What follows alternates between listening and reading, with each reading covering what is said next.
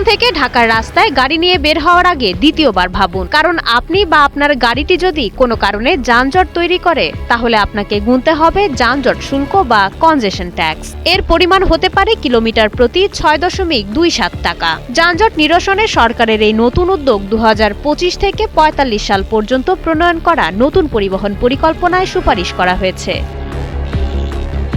শুল্কটি সবাইকে দিতে হবে না, কেবল প্রাইভেট কার, মোটরসাইকেল ও ট্রাকের ওপর এই শুল্ক কার্যকর হবে। আবার সব রাস্তায়ও এটি প্রযোজ্য হবে না। যেসব রুটে মেট্রো রেল, বিআরটি বা উন্নত বাস পরিষেবার মতো আধুনিক গণপরিবহন ব্যবস্থা গড়ে উঠবে, কেবল সেই রুটগুলোতে চলাচল করলে এই শুল্ক দিতে হবে। অর্থাৎ সরকার আগে বিকল্প গণপরিবহন নিশ্চিত করবে, তারপরই কার্যকর করবে এই শুল্ক। শুল্ক আদায়ের প্রক্রিয়াটি হবে সম্পূর্ণ স্বয়ংক্রিয়।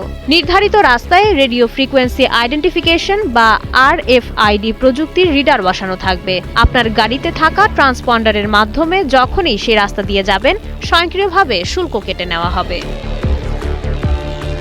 বিশেষজ্ঞরা পরামর্শ দিচ্ছেন, যানজটের তীব্রতা অনুযায়ী শুল্কের হার ভিন্ন হতে পারে, যাকে বলা হয় ভ্যারিয়েবল মাশুল। এটি মানুষকে রাস্তার ভিড় এড়াতে ভোরবেলা বা অফ পিক আওয়ারে যাতায়াতে উৎসাহিত করবে। এই শুল্ক আদায়ের মূল উদ্দেশ্য কেবল যানজট কমানোই নয়, বরং ব্যক্তিগত গাড়ির ওপর নির্ভরতা কমিয়ে মানুষকে গণপরিবহনে আগ্রহী করে তোলা। আর সবচেয়ে বড় ব্যাপার হলো, এই শুল্ক থেকে পাওয়া পুরো অর্থ ব্যয় করা হবে ঢাকার গণপরিবহন ব্যবস্থা ও সড়ক অবকাঠামো উন্নয়নের কাজে।